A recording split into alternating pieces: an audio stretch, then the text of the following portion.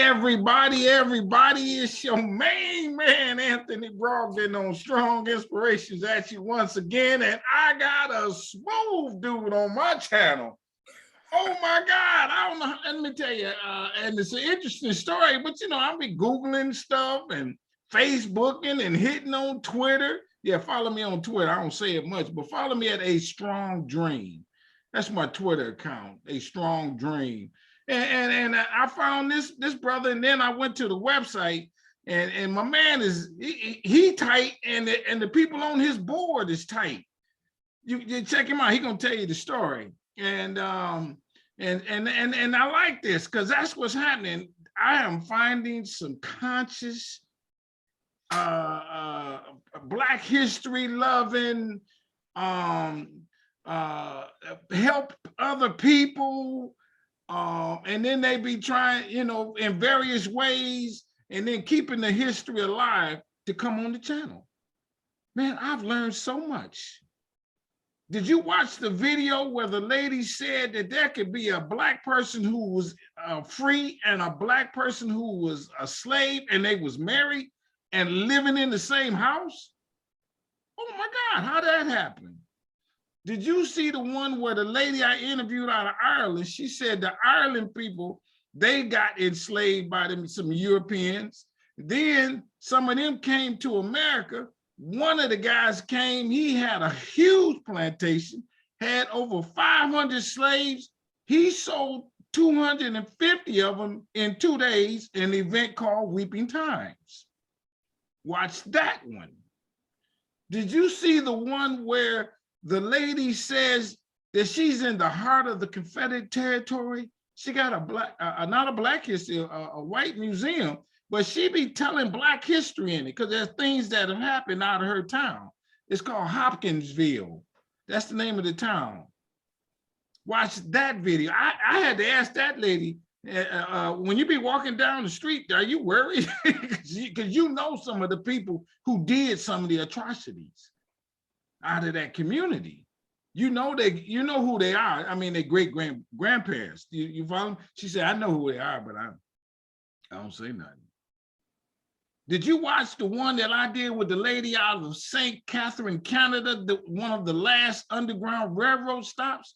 Check it out. Them slaves had to run all the way past up Buffalo, New York, which is at the tip, go over the Niagara River to get to Canada. Harriet Tubman was one of them. She went that far. The lady I got on the channel, her great-great-grandfather was Harriet Tubman's minister. Watch that video. Oh man, we jamming here. Watch this one. You're gonna like this, what this brother got to tell you. And then check this out. Little old me, I got my own Black History Festival. I'm going fast, my friend, I'm going fast. But I want y'all to come down. I can only take 1,000. It's in Kansas City, Kansas. It's May 27th through the 29th. And it's gonna be well ran too. When you come there, gonna be people to greet you and say hi and, you know, let you know what's going on and how to get there and that kind of thing. And it's a reasonable price. And I'm gonna feed you the whole weekend. And then you get in all my events.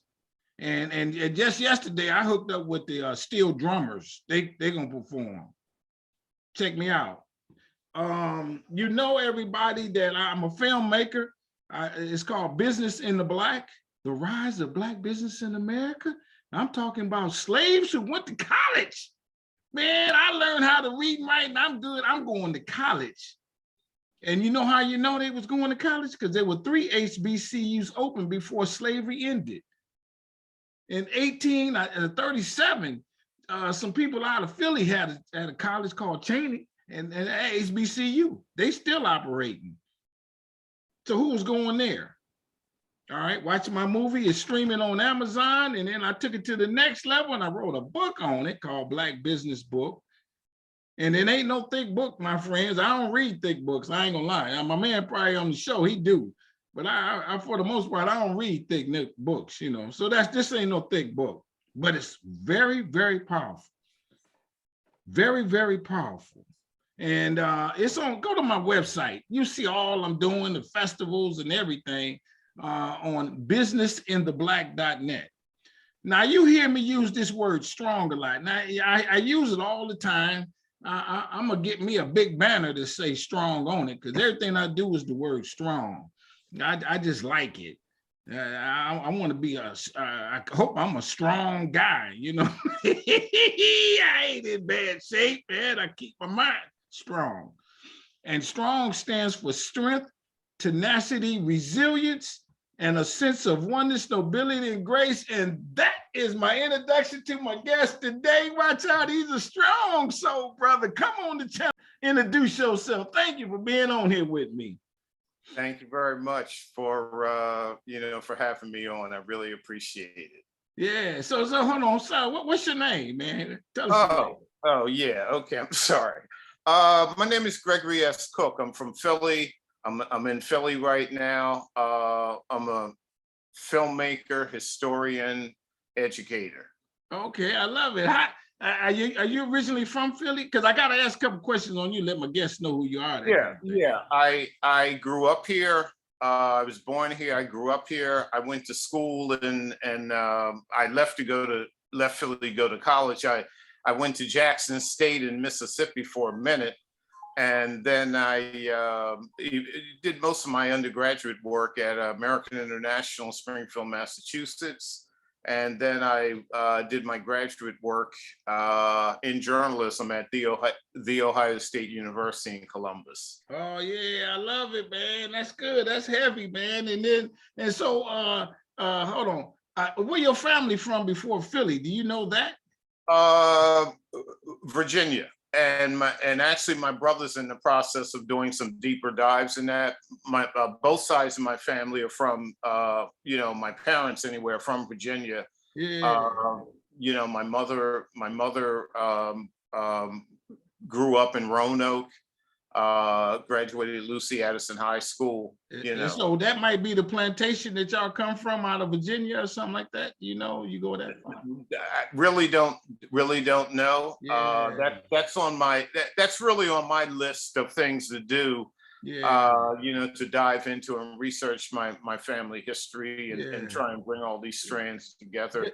Because what happens is, first of all, we know where down south did we come from, because all of us kind of come down there. So right. Virginia might be the hit.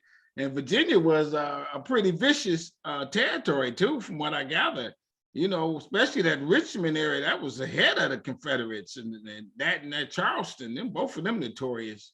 Yeah, well, I think in many ways, there's always been an element about America that's been notorious. Yeah. No matter where you are, if you got dark skin. Yeah, so no, it's no question. But so who? How did you want to learn how to get such an education? And then in particular, to study it in Black history. How did you love Black history like this? Well, I didn't major in Black history, but what it was when I was growing up, I was probably 14, 15, somewhere in that age range. And, I knew that I wanted to do something of a historic nature, related to history, and something that I thought would be long lasting and help uplift Black folks. And so I always had this interest in learning about Black people. And you could tell kind of from my bio that my life, I've had a remarkable life. Okay. And I did not grow up with the expectation to go to college, right? I got to go to college. This is my version of why I got to go to college. I got to go to college because I think there was a part of white America that was feeling guilty following the urban rebellions of the 60s. Yeah, right. So from the mid to 60s, I'll say, to the early 70s, they were throwing money, kind of like now. Yeah, right. And they were throwing money at Black folks, things related to. And so you heard the call. You said, "I'll take some." Yeah. And so the money was there, and it just so happened that I was that right age, and my brother had gone to Howard. And so I took advantage of it because, at that time, when I looked at my future, at least my short-term future, what I saw was the Vietnam War, which I didn't want to be, I didn't want to be involved in that. Yeah, okay, that's that time frame. Yeah. Or I saw maybe working in a factory, and that just didn't really like appeal to me. So since I had the opportunity to go to college, I went. It didn't cost me anything. Graduate school Oh didn't man, I cost me love it. I anything. love it. I love it. And so, it was an opportunity I took advantage of. Yeah. But, but my life, definitely hasn't been a straight line. It's been a remarkable journey. I'm very blessed. I'm very grateful Yeah. for the experiences I've had, the Now, people I've. now hold on, let me stop you right there because you like it so much. Your tie is a Black History tie. Yes, it was a gift. It's Ghanaian. And it's a gift. By the way, while it's on my mind, I want to mention years ago, probably about 1987, 86, 88, I interviewed Coleman Young Oh, while okay. while God, he he in was Detroit. mayor. Yeah, yeah, Yeah, yeah. while he was mayor. The one thing I remember about the interview, he said to me, he said he spent World War II fighting the army. Right, right. Yeah. Yeah. So, but yeah, I mean, so. So now let me ask you this: are you a radical kind of guy from back in the day? I don't think Did you so. take Black history to a radical? And I don't know what radical means, or not what I know Yeah, what it means, and but what and I'm and neither saying. But do maybe I. we got something on you. Well, no, I don't think I was, although I will admit, when I was a teenager, 13, 14, I was 12 years old when King was killed, All right? But right. what I knew about King and in the aftermath of his death, I saw him as an Uncle Tom. Now you got to remember. Oh my God. Oh, Okay, you got to remember that I was 12, 13 years old. I grew up in the inner city of yeah. Philadelphia, and I'm hearing the Black Panthers and Malcolm whisper in my ear. And the Okay. whole idea of turning the other cheek to a 12 or 13 or 14-year-old just did not resonate. All right. Let me stop you there, because what I have come to conclude, and I Let got me to let get me on the just say, let channel. me just let me That just say one saved a more. lot of lives in some respect, and that was Say again. a perspective to take. Yeah, well, let me just say that I don't I don't view Martin Luther King as an Uncle Tom anymore, and I haven't for many, many years. I mean, Yeah, I'm just sure. telling you as an Yeah, and I adolescent. understand where you're coming from, because Yeah, those I were just two want to make that perspectives. clear because we just had his birthday celebration Yeah, a few days yeah, ago. So I just want to make yeah, it clear that's not where I am now. yeah. No, But I understand that, yeah, but I want to stay on that just a little bit longer, because that is a perspective of of the two different ideologies. yeah. And coming out of Philly, there was some. Did they have Black Panthers in there and whatnot there? Yes, we did. We also had Frank Rizzo, who was police commissioner and later became mayor, and so he was the bane and he was a terror in the Black community for the Black community. Is that okay? I And know the so name. yeah, and so there was one incident where he stripped Black Panthers naked and kind of marched them through the streets. Really? Yeah. And I was 12, 13 in that age range. So you Late. heard the story because it made news, I'm sure, Yeah, or ran through yeah. the community. Yeah. And so, I remember those kinds of things. And he was a terror in the Black community as far as Black folks were concerned. And so, the whole idea of turning the other cheek, which was, King's philosophy, did not resonate with me as an adolescent. All right, how about this? Did you ever do anything? No, I was not. I read. Okay. I used to read. I mean, and quite frankly, I wasn't a good student. I didn't go to school a lot. I hookeyed a lot. High school, I didn't. I lost interest in school, but I did read 2 and 3 books a week, right? I got you. But I But didn't go to. now, and we're gonna stay on the Philly just a bit. But I do like to have somebody on the channel. Maybe you can give us a little insight on this. The Move organization, Right. and the bombing, that was Philadelphia, right? Yes, it was. Yeah. Do you know any of that story? Well, it happened a few blocks from where I was living at the time, and there had been a variety of run-ins between Move and the police department. Okay. I never got what Move represented or stood for. But I Okay. do know that there were any number of confrontations, armed confrontations with the police, culminating in the bombing, I think it was 1985. Yeah. And Wilson Good, who was Philly's first Black mayor, one of the things I remember about that was that the next day you had the mayor, the fire chief, and the police commissioner standing side by side on live TV. And it was clear that they hadn't gotten their stories in sync about what happened. And Wilson Good said that he instructed the fire commissioner to put the fire out. And basically the fire commissioner ignored his order. So, I mean, that's the kind of stuff, I think America has been attacked from the air. I think They did in Tulsa. yeah, I was going to say 3 times in its history: Tulsa, Pearl Harbor, and Philadelphia. Yeah, Philly, that was a big deal. So now, just a little bit more on the move. So you used to walk past the house that they had? No, I didn't. I didn't walk past it, but I lived not far from it. And at one point, I was an HR manager with Conrail, the freight railroad, Okay. and their house was only a few blocks away from where I Okay. worked. And so Yeah. I remember the house is on what would be called Drexel University's campus. I think it was on Powelton Avenue or thereabouts, Oh, really? It's on the which is the campus. Drexel University community, Is it right? some kind of historical marker or something like that then? I doubt it. I doubt Yeah. it. That's a dark chapter in history. Yeah, there are a lot of them. There are a And lot of them. And so yeah, that kind of leads into, tell us in particular, that was a topic that you wanted to share with us about the organization and your efforts otherwise. yeah. Well, as I said, one of the things, I'm primarily an educator. I'd like to think of myself as that, and I've taught many years at various levels. The last 15 years at Drexel University.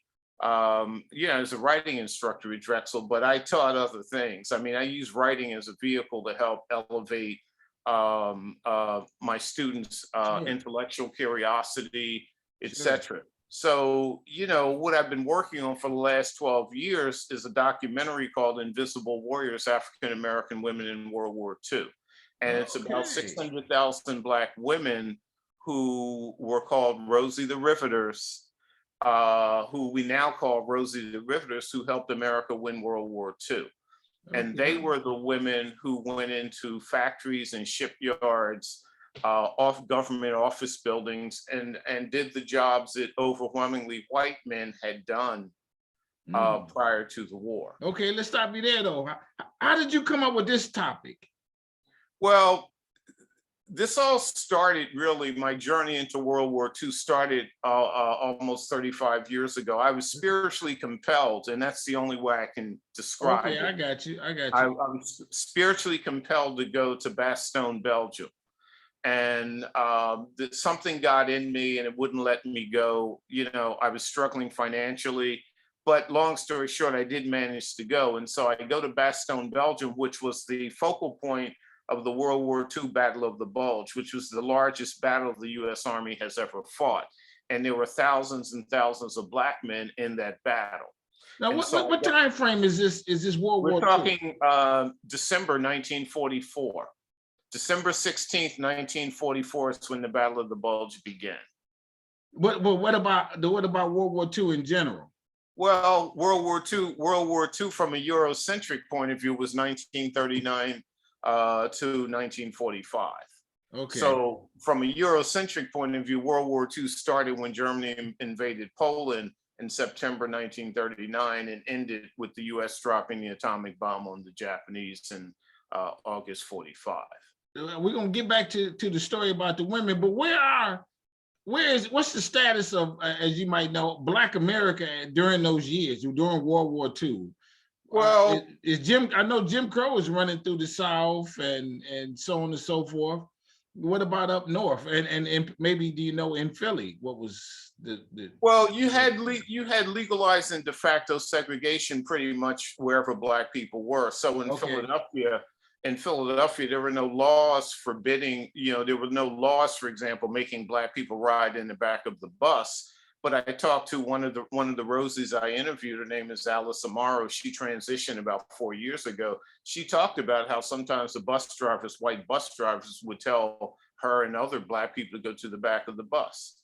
There was a major riot in Philadelphia, August 1944, because PTC, Philadelphia Transportation Company, wanted to hire Black men as conductors, motormen on the trolleys.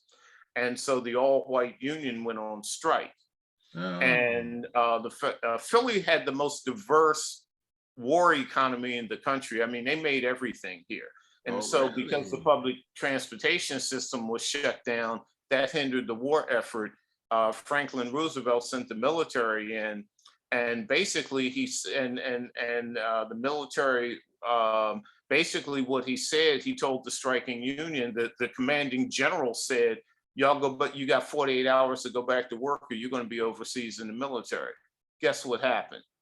The strike ended in 48 hours, but the Army troops were stationed behind the drivers with bayonets on all of the trolley cars in Philadelphia. And there was a race riot, there was a riot behind. Okay, let me get this straight. Who's striking, the white people or the Black people? Yeah, the white union. Because the Black people were coming in and taking some of those jobs. Well, yeah, they wanted to hire 6 Black men to run the trolleys. 6? Oh, I for some reason I'm thinking it's like 100.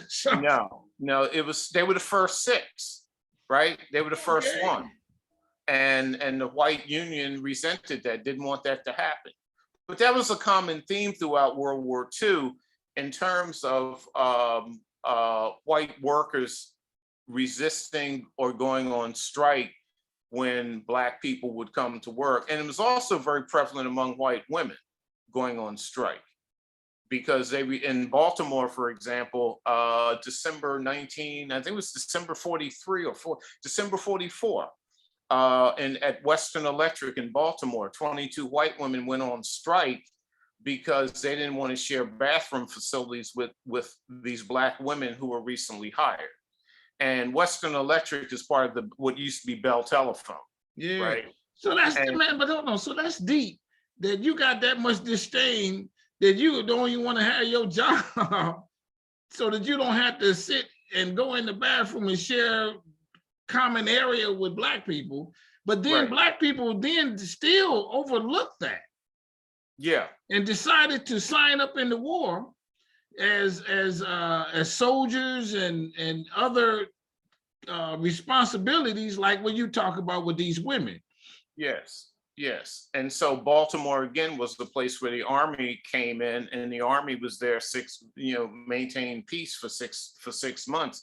Also keeping in mind there were a lot of fireworks across town in Baltimore at places like Bethlehem Steel and on the waterfront, shipbuilding, steel manufacturing, etc., because you're hiring Black people to work.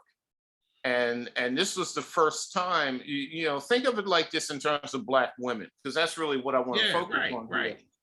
Prior to World War II, more than 80% of all Black women who worked either as domestics in the homes of white folks, or they worked as sharecroppers. If you were a domestic, cooking, cleaning, raising their kids, you got paid maybe $5 a week. If you were a sharecropper, you didn't get paid at all. Yeah, okay. That's right. That was just providing us some life for you. It was sharecropping was a 100-year extension of enslavement of Black people. Right. So that was 1940. World War II comes, and all of a sudden, there's a labor shortage in America. The federal government sent out notices all over the country to women, and Black women in particular, come to Washington, D.C. to get a job. I want to show you a picture here. Yeah.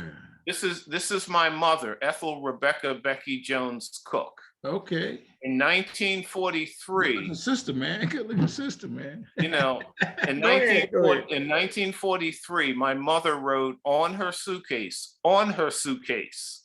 from Norfolk, Virginia to Washington, D.C. to get her very first job. She was a clerk typist in the U.S. Patent Office.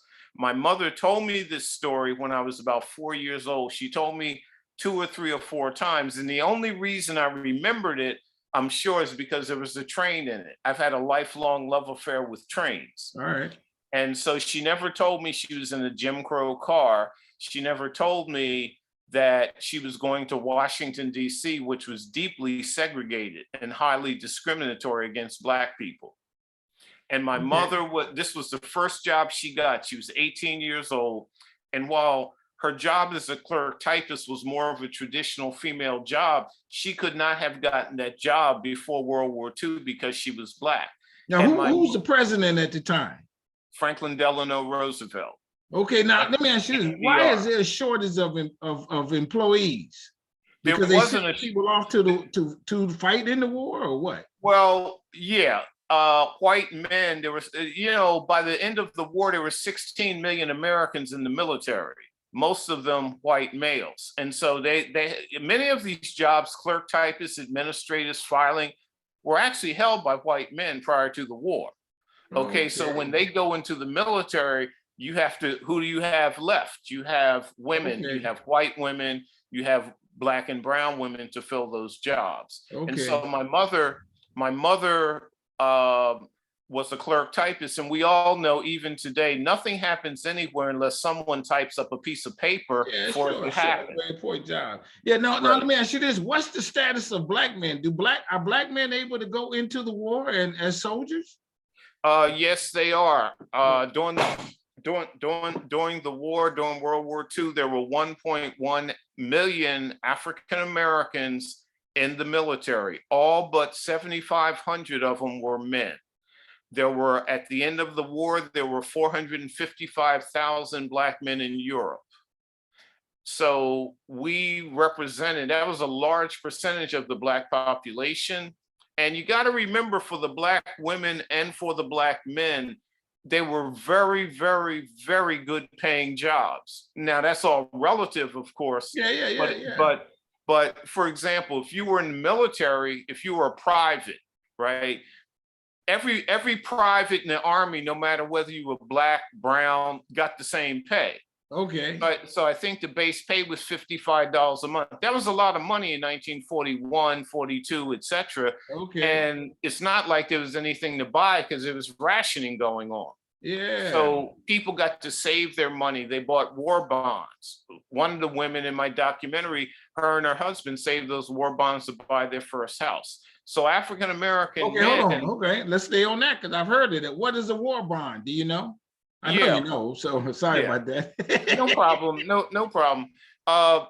War bonds were how the government paid for the war, right? Like they had to pay for the war. So what they did was they sold bonds, and the American people bought the bonds. That gave the government the cash to run the war. All right, and then they paid interest on the bond some years later. Exactly, and then you cash the bonds in, and that's how they did it. That's how they did it. And it's interesting because nothing is paid for these days. Everything is on credit. Yeah, and so what are we, close to $30 trillion in debt or some obscene amount of money?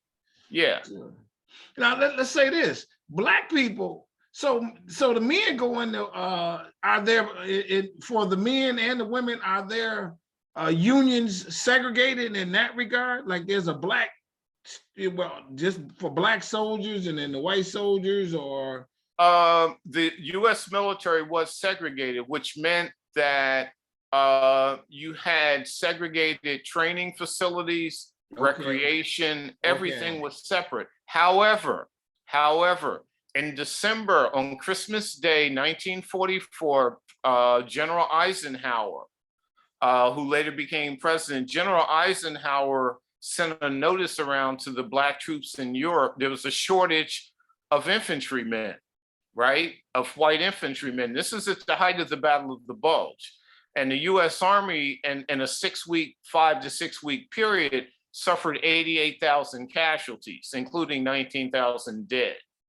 So there was a shortage of riflemen. So on Christmas Day, General Eisenhower gives this invitation to Black troops to join their white comrades in fighting the war. There was a catch, however. you could not command white soldiers. So if you were a sergeant and you wanted to join, you had to take a pay cut and reduction in hold rank. on. If you was a black sergeant, Yeah, if you were a black sergeant, right? right, you had to take a pay cut and reduction in rank as part of qualifying, because that way you could not command white soldiers. So 2,221. Why would anybody go for that though? That don't sound right. Well, let me finish telling you the story. Yeah. Okay, because black people were patriotic too, right? Okay, So that's another sideline to this all. Yes. So 2,221 African American men volunteered. They were given training and weaponry, etc., outside of Paris. And after their training, they were put in all black squads attached to all white rifle companies. But of course, in the combat, everything gets mixed up. Yeah. What was significant about those 2,221, they were in some of the more storied divisions. They were 1st Infantry Division, 2nd Armored Division, right? These were black men. Okay. Of those 2,221, you got 2 Medal of Honor winners in basically 60 days of combat. Okay.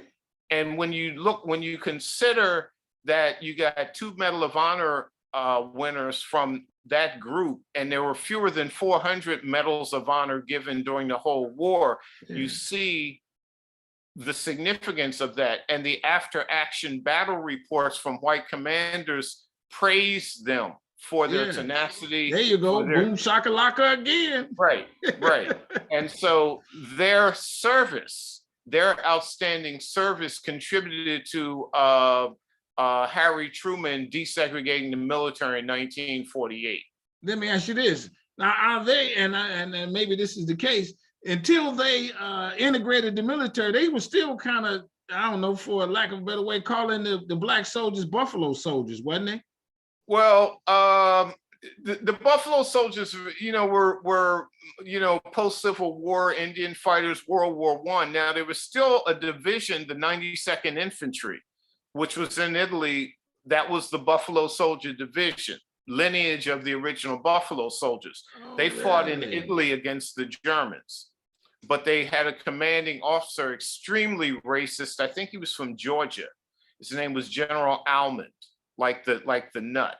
And he was an extremely racist man. Matter of fact, Spike Lee's movie, Miracle of Santa Ana, talks, those guys are in that division, and he mentions General Almond in the movie. Okay, yeah. I'm loving it. Now, as always, going back to the Civil War, when the black soldiers show up, things the dynamic changes. I'm sure we coming in with the hat tilted, we smooth, and won more battles, that type thing. Well, it was a mixed bag. It took me years and years and years to find out the casualty rates of black men in World War II, combat. Okay. Yeah. And the US military suffered approximately 450,000 dead in World War II, right? And that's from all causes, accidents, disease, combat, right? Okay. There were fewer than 800 black men who were killed in combat in World War II. Fewer than 800. Yeah. But that's a result of them not letting black men in combat. You had the Tuskegee Airmen, you had the 92nd Division in Italy, you had the 761st Tank Battalion, you had some other engineering units, tank destroyer battalions, but for the most part, black men were used in service and support, port battalions, digging ditches. The Red Ball Express, which was overwhelmingly transported goods, war materials from the Normandy beaches into Belgium, right? Overwhelmingly black drivers. Now, I'm probably the largest number of black people killed in the war were probably vehicle accidents, not combat. Oh, okay. Yeah, because that's what we did. We drove trucks, we built runways, we unloaded ships, Okay. We did all of the non-glamorous jobs that someone had to do. I mean, Yeah. it's, from my point of view, unloading a ship is just as important as flying an airplane. Yeah, right. You got to have the ship unloaded. Right. Yeah, I Being like it. being And this is one time where the racism kind of helped us out a little bit. Exactly. Yeah. But the 2,221 who volunteered, and I know some of those men, their whole thing was, we're going to prove that we're the Black men. They were fighting for Black people, right? We're not cowards. We're not cowards. We're brave. This is our country too. And they said that in the Civil War. That was one of the motivations for the brothers joining the Civil War. Exactly. So, that's why they volunteered. That's why they took a pay cut. That's why they put their lives on the line, because they saw themselves, they were fighting for Black people. And then what was crazy about it, as it probably happened again in World War I and what have you, and all the other wars, when we come back to America, we still face the racism. Yeah, yes, because what's the conditions when the war is over in what do you say, 45? Yeah. When the war is over in 45, nothing much has really changed on the social front. I mean, Jim Crow and segregation is still pretty much the same. What's changed is Black people. Because, you had, for example, you had 140,000 African-American men and women who went to Great Britain during the war, particularly the buildup to D-Day in June of 1944. And so what happened when they encountered white Brits were inviting them home, inviting them to dances, inviting them into their churches. White women were dating Black men. And so what these Black soldiers saw was that all white people are not like white people in America, and they saw greater possibilities of what could happen, and the fact that they put themselves in harm's way. You may not be a combat soldier, but if you're driving in a Red Ball Express, they're shooting artillery shells at you. You see that you're still putting your life on the line. And now, let me ask you this: when they were dating the white women, what is is there a term for the babies that came out of that? And they're called how many brown, Black guys actually stayed, and did they develop communities over there? No, they're called brown babies, and nobody knows the exact number. Some people estimate there were about 5,000. But the U.S. Army took Jim Crow to Great Britain, and the British government rolled over and let them do that. And so as a result, there was always violence. There was a lot of violence between Black and white American soldiers, and there were shootouts in places like Bamber Bridge, Leicester, Bristol, and between the soldiers on the same, both American soldiers, just Black and just white. Between Black and white American soldiers. It was a shootout in Bamber Bridge where a guy was killed, and so, but the U.S. Army also hung 12 Black and Latino men for rape, right? They did not hang any white soldiers for rape, and a lot of the cases were highly suspect. But I really want to talk about the women. Yeah, I got you. Well, let's get to them now as we kind of come down. You go ahead. Yeah. So, what I want to talk about is how I got to meet these women and how I got on this track. And as I started a little while ago, I went to Belgium, and as a result, I started doing research, and that took me to Great Britain to do research. And that's where I stumbled upon the women, because there were women factory workers in Great Britain too. And that led me to the Black women here. And there's a book called Bitter Fruit by Maureen Honey. And that's where that book informed me about the 600,000 Black women. And then I was able to fit my mother into that story. Okay. So, and so what people have to remember about these women, these Black women, as we talked about, they were sharecroppers, they were domestics, they had very little opportunity, except for, and then the war came. And one Black woman in a display in the World War II December in the World War II Museum in New Orleans said, Abraham Lincoln freed the slaves, but it took Adolf Hitler to get black women out of white women's kitchens. Okay, I can dig that. I saw that. Yeah. I can dig it. So you know, I delved into this, and it's been an amazing journey for me. I'm in my 13th year of this journey. The documentary is creatively finished, but we're still doing some legal work to it. Yeah. And it's gotten great reviews. But what I've learned about these women is, you know, honestly, when I started this, the women were kind of like historical subjects, if you will. And but their stories compelled me to take a deeper dive into who Black women are and who they were, what their history has been, their challenges. And I came out of this. This changed me as a person, as a man, as a Black man, because I began to see the resilience, the strength, the faith, the courage that Black women have, and still do. Well, let me ask you this: what's your ha-ha moment in your research? That's something that really made you, you know, a couple maybe stories or something that made you most proud. Right. One of them, there's several. One of them is by Mrs. Willie Mae Govan. She grew up in Childersburg. She lived in Childersburg, Alabama. She told me how she walked 5 miles to get to the plant for a job. She dropped out of high school because her mother she had to take care of her mother while she was dying. So when the war comes, she walks 5 miles to the EI DuPont plant to make gunpowder. She gets the job, and she has one of the worst jobs in the plant. So bad that they have to send her outside for 4 hours every day while they're processing the dynamite and the gunpowder, right? So she's the only woman who talked about sexual harassment. And she says, one of the great lines of the film, she says, at that time in Alabama wasn't nothing free but a white man and a Black woman. And she talked to me about that, and she started crying because she remembered it like it was yesterday. But what's really remarkable about her and these other women is what they did after the war. Yeah, I was going to ask you that. Let's look into some of that too.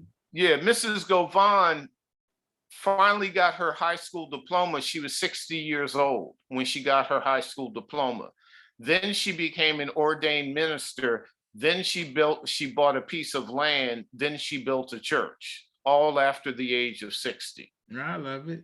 We have another Rosie, Mrs. Gwendolyn Faison. She just transitioned last July. Mrs. Faison grew up in North Carolina. Her days started picking cotton and strawberries. And you know, when the war comes, she drops out of college and moves north to Camden, New Jersey, where she works for RCA making electronic components, right? So she becomes a supervisor. They don't pay her any more money or change her title, but she's doing supervisory work because she was good in math, right? So after the war, she goes on TV. She's either the first or second Black woman on television selling stuff. The first might have been Lena Horne. Okay. And Gwen Faison was on TV selling TVs and radios for RCA. When you say she was in commercials? Yeah. Okay. Yeah. And what's really— She was a model. Well, she sold TV. She's a very attractive woman. Yeah, okay, yeah, I got you. When you said she sold them on, okay. Yeah, and they put her in TV commercials. All right, that's right. I got you. So eventually she got involved in politics. She became the first African-American female mayor of Camden, New Jersey at the age of 73. Oh, really? So she's just very symptomatic of this group. They are our greatest generation. These are remarkable, remarkable women. And all of these women were born prior to or during the Great Depression. Most of them grew up with nothing. And if you were in the South, you were a sharecropper in all likelihood. Let me ask you this question. When you got out of the service, as some service does, we know of different angles, was there things that the government provided for people for Black people, like I know the GI Bills and that kind of thing. Is that where that comes in?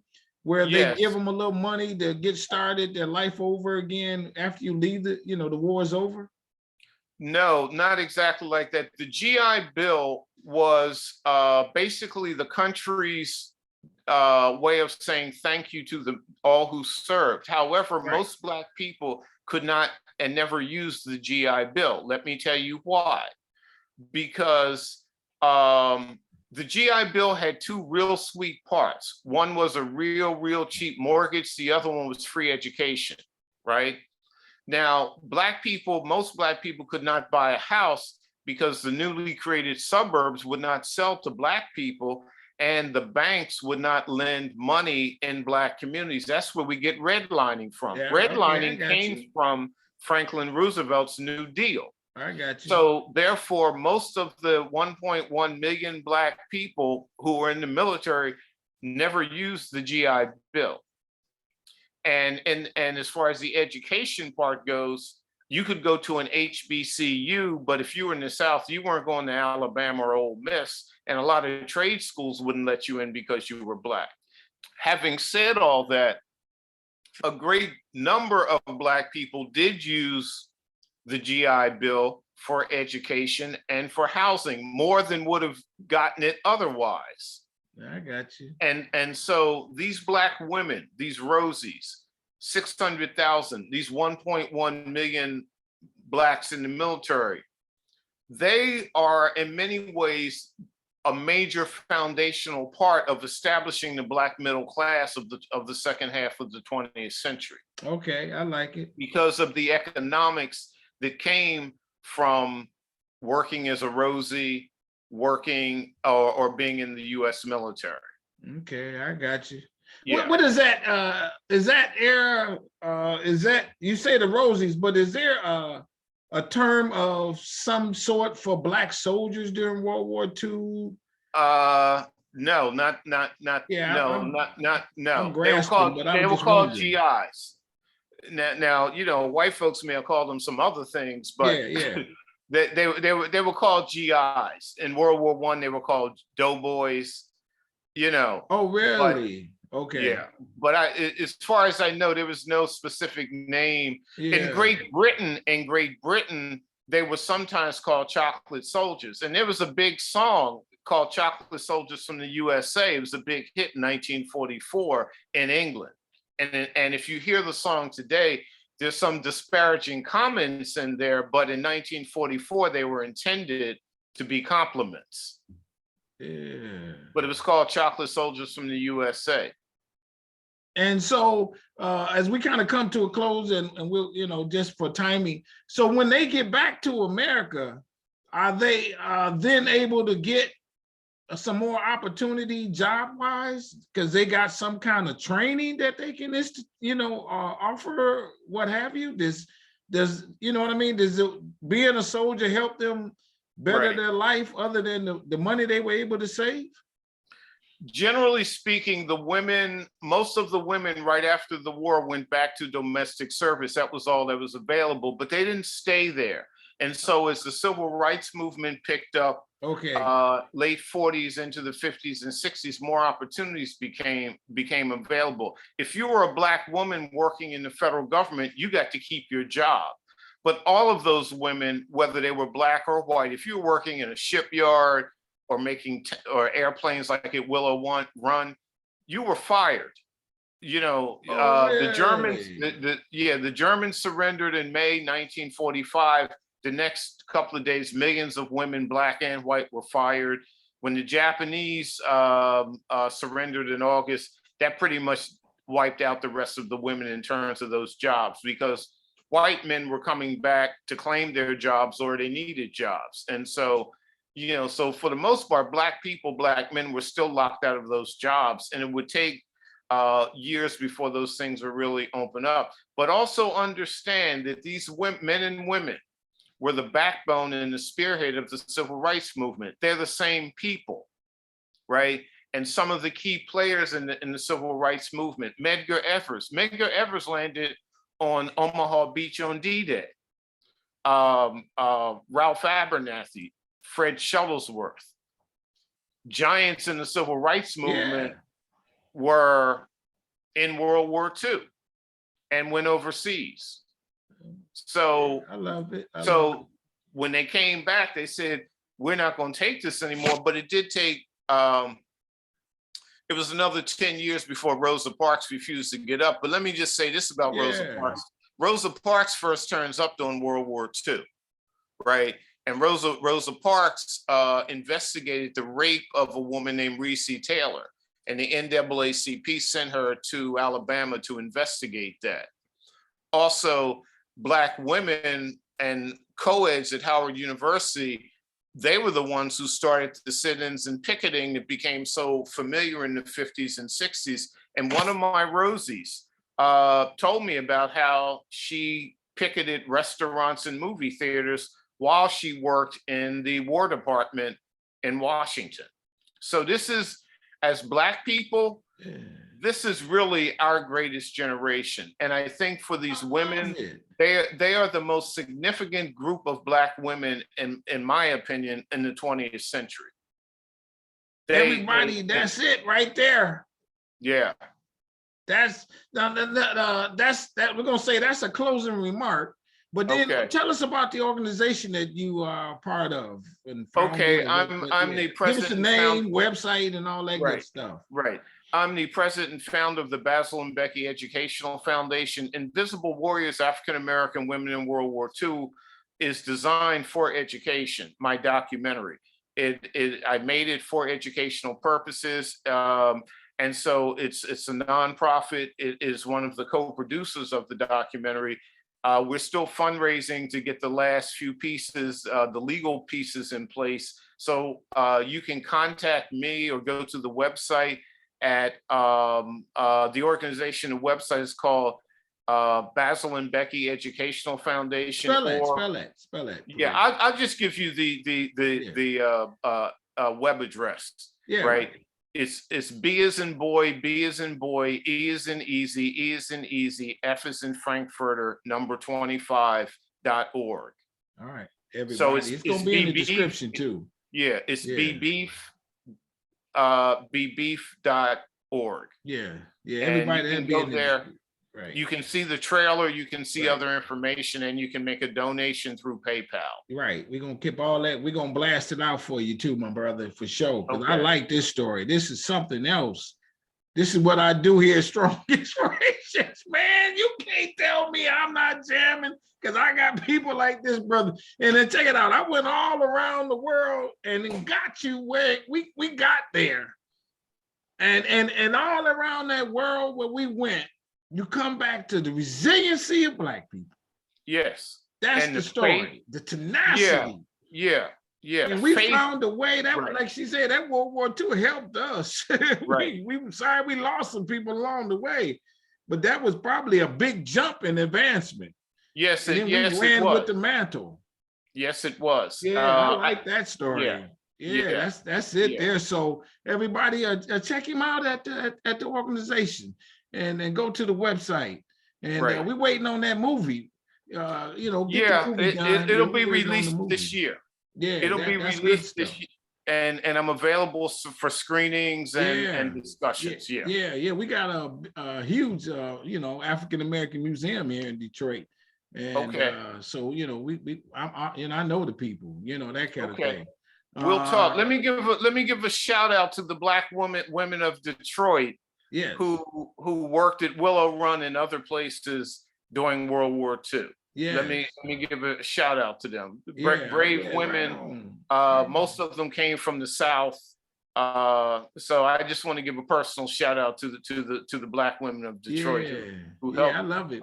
So with that, I say everybody hit the subscribe button. It's free. I don't ask no information. Hit the like button on this video because I know you're gonna like it. Ain't no question about that because I done learned a lot. I'm inspired. And then hit the notification bell because I'm putting new videos up every week. I put them up at any time. I don't want to be locked in to say a certain day and time. Don't want to do it that way. And then tell somebody about Strong Inspiration. Just share the link, get it out there. Follow his organization. send some money to his organization, Yes. so he can finish the movie. He ain't but $10 short. So everybody send 110. So we rocking and rolling. And to you, my brother, I say this with all sincerity. I stay strong, man. Stay safe. Stay on your grind. I like what you're doing. Coming from, as you have given us a little clue, didn't go deep in it, but the humble background to go all the way to the heights, to be educating people on all levels and the collegiate level for sure, and to doing this movie and all that, and the organization, it's a beautiful thing. Thank So you. with that, I say, appreciate you coming on the channel, and everybody, bye-bye, we out. Thank you, Anthony. Stay safe. Yes.